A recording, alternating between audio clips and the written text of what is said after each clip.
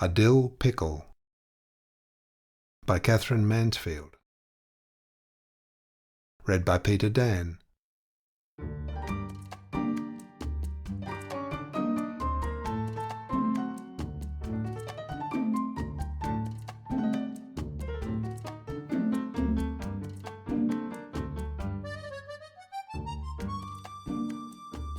And then, after 6 years, she saw him again.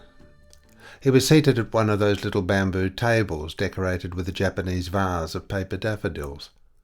There was a tall plate of fruit in front of him, and very carefully, in a way she recognized immediately as his special way, he was peeling an orange. He must have felt that shock of recognition in her, for he looked up and met her eyes. Incredible. He didn't know her. She smiled. He frowned. She came towards him. He closed his eyes an instant, but opening them, his face lit up as though he had struck a match in a dark room.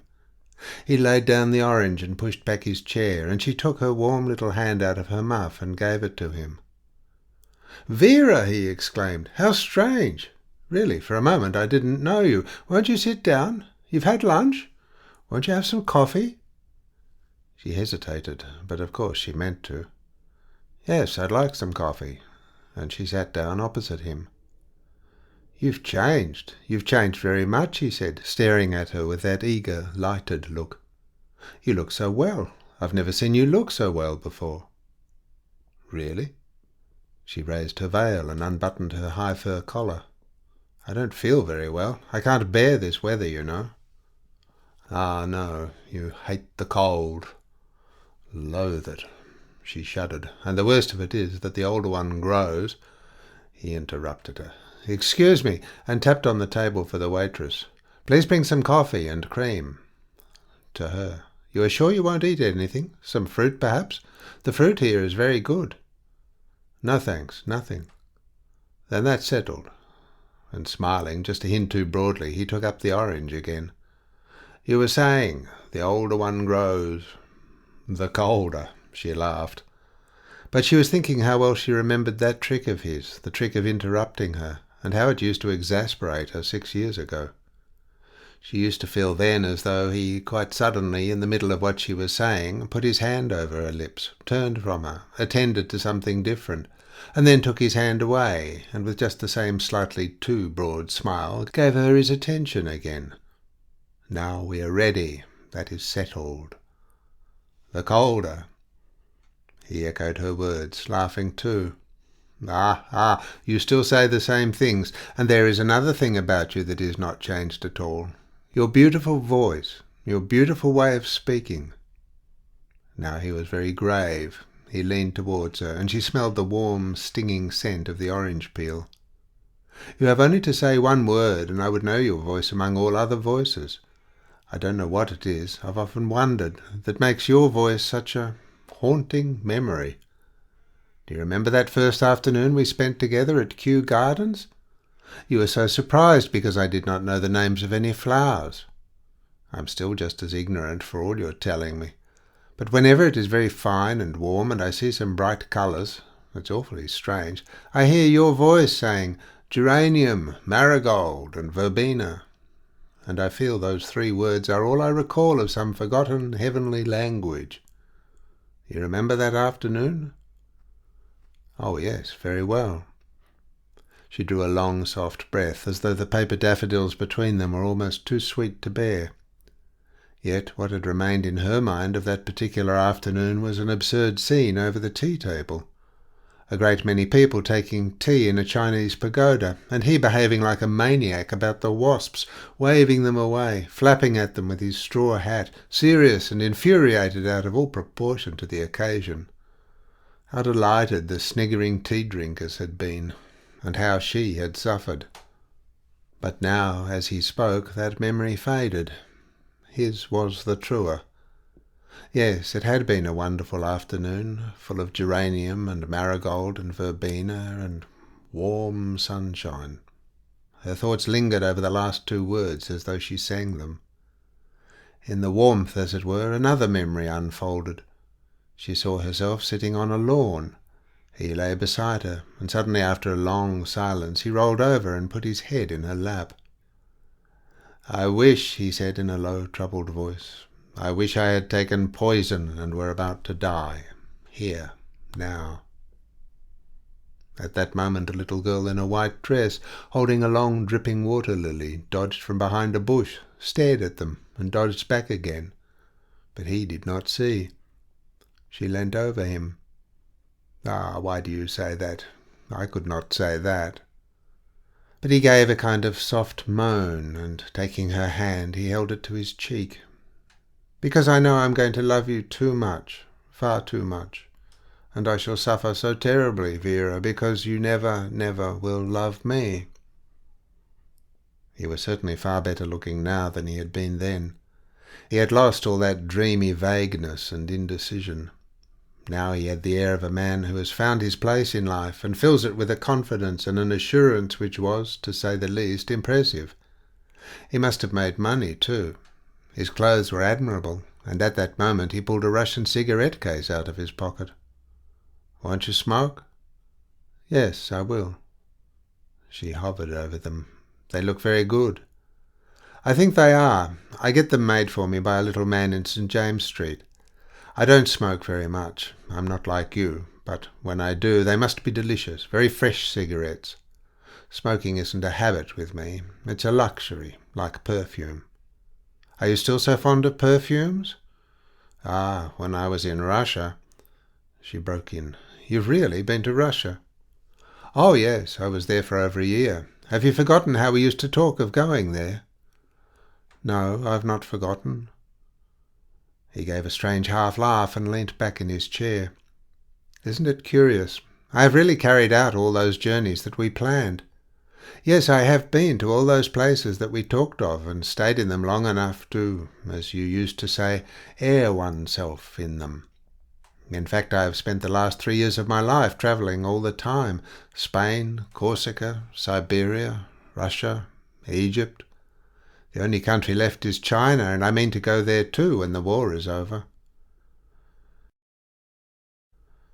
As he spoke, so lightly, tapping the end of his cigarette against the ashtray, she felt the strange beast that had slumbered so long within her bosom stir, stretch itself, yawn, prick up its ears, and suddenly bound to its feet, and fix its longing, hungry stare upon those far-away places. But all she said was, smiling gently, "How I envy you." He accepted that. "It has been," he said, "very wonderful, especially Russia. Russia was all that we had imagined, and far, far more. I even spent some days on a river boat on the Volga. Do you remember that boatman song that you used to play?" "Yes." It began to play in her mind as she spoke. "Do you ever play it now?" "No, I've no piano." He was amazed at that. "But what has become of your beautiful piano?" She made a little grimace. "Sold, ages ago." "But you were so fond of music," he wondered.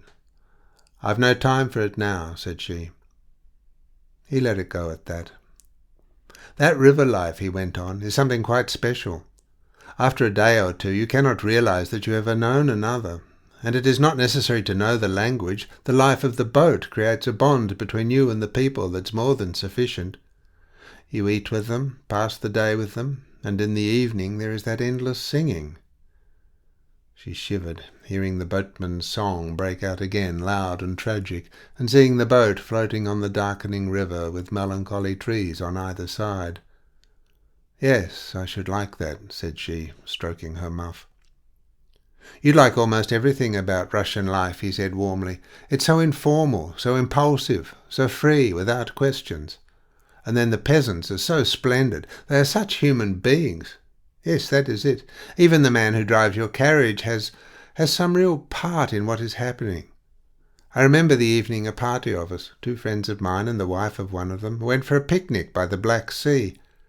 We took supper and champagne and ate and drank on the grass. And while we were eating, the coachman came up. 'Have a dill pickle,' he said. He wanted to share with us. That seemed to me so right, so... you know what I mean?" and she seemed at that moment to be sitting on the grass beside the mysteriously black sea, black as velvet, and rippling against the banks in silent velvet waves. She saw the carriage drawn up to one side of the road and the little group on the grass, their faces and hands white in the moonlight. She saw the pale dress of the woman outspread and her folded parasol lying on the grass like a huge pearl crochet hook. Apart from them, with his supper in a cloth on his knee, sat the coachman. "Have a dill pickle," said he, and although she was not certain what a dill pickle was, she saw the greenish glass jar with a red chilli like a parrot's beak glimmering through. She sucked in her cheeks. The dill pickle was terribly sour. "Yes, I know perfectly what you mean," she said. In the pause that followed, they looked at each other. In the past, when they had looked at each other like that, they had felt such a boundless understanding between them that their souls had, as it were, put their arms round each other and dropped into the same sea, content to be drowned like mournful lovers. But now the surprising thing was that it was he who held back, he who said, "What a marvellous listener you are.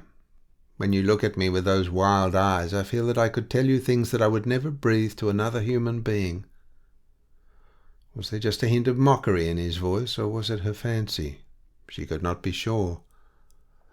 "Before I met you," he said, "I had never spoken of myself to anybody. How well I remember one night, the night that I brought you the little Christmas tree, telling you all about my childhood, and of how I was so miserable that I ran away and lived under a cart in our yard for 2 days without being discovered. And you listened, and your eyes shone, and I felt that you had even made the little Christmas tree listen too, as in a fairy story." But of that evening she had remembered a little pot of caviar. It had cost 7 and 6pence. He could not get over it. Think of it, a tiny jar like that costing 7 and 6pence. While she ate it, he watched her, delighted and shocked. "No, really, that is eating money. You could not get 7 shillings into a little pot that size. Only think of the profit they must make." And he had begun some immensely complicated calculations. But now, goodbye to the caviar. The Christmas tree was on the table, and the little boy lay under the cart with his head pillowed on the yard dog. "The dog was called Bosun," she cried delightedly. But he did not follow. "Which dog? Had you a dog? I don't remember a dog at all." No, I mean the yard dog when you were a little boy." He laughed and snapped the cigarette case too. "Was he? Do you know, I had forgotten that. It seems such ages ago. I cannot believe that it is only 6 years. After I had recognized you today, I had to take such a leap. I had to take a leap over my whole life to get back to that time. I was such a kid then." He drummed on the table. "I've often thought how I must have bored you, and now I understand so perfectly why you wrote to me as you did, although at the time that letter nearly finished my life. I found it again the other day, and I couldn't help laughing as I read it. It was so clever, such a true picture of me." He glanced up. "You're not going?" She had buttoned her collar again and drawn down her veil. "Yes, I'm afraid I must," she said, and managed a smile. Now she knew that he had been mocking. "Ah, no, please," he pleaded. "Don't go, just for a moment." And he caught up one of her gloves from the table and clutched at it, as if that would hold her. "I see so few people to talk to nowadays that I have turned into a sort of barbarian," he said. "Have I said something to hurt you?" "Not a bit," she lied. But as she watched him draw her glove through his fingers, gently, gently, her anger really did die down, and besides, at the moment he looked more like himself of 6 years ago. "What I really wanted then," he said softly, "was to be a sort of carpet, to make myself into a sort of carpet for you to walk on so that you need not be hurt by the sharp stones and the mud that you hated so. It was nothing more positive than that, nothing more selfish. Only I did desire eventually to turn into a magic carpet and carry you away to all those lands you long to see." As he spoke, she lifted her head as though she drank something. The strange beast in her bosom began to purr. "I felt that you were more lonely than anybody else in the world," he went on. and yet perhaps that you were the only person in the world who was really, truly alive. Born out of your time, he murmured, stroking the glove. Fated. Ah, God, what had she done? How had she dared to throw away her happiness like this? This was the only man who had ever understood her. Was it too late? Could it be too late? She was that glove that he held in his fingers. And then the fact that you had no friends and never had made friends with people. How I understood that, for neither had I. Is it just the same now? Yes, she breathed, just the same. I am as alone as ever. So am I, he laughed gently. Just the same. Suddenly, with a quick gesture, he handed her back the glove and scraped his chair on the floor. But what seemed to me so mysterious then is perfectly plain to me now, and to you too, of course. It simply was that we were such egoists, so self-engrossed, so wrapped up in ourselves that we hadn't a corner in our hearts for anybody else. Do you know, he cried, naive and hearty and dreadfully like another side of that old self again, I began studying a mind system when I was in Russia, and I found that we were not peculiar at all. It's quite a well-known form of... She had gone. He sat there, thunderstruck, astounded beyond words, and then he asked the waitress for his bill. "But the cream has not been touched," he said. "Please do not charge me for it."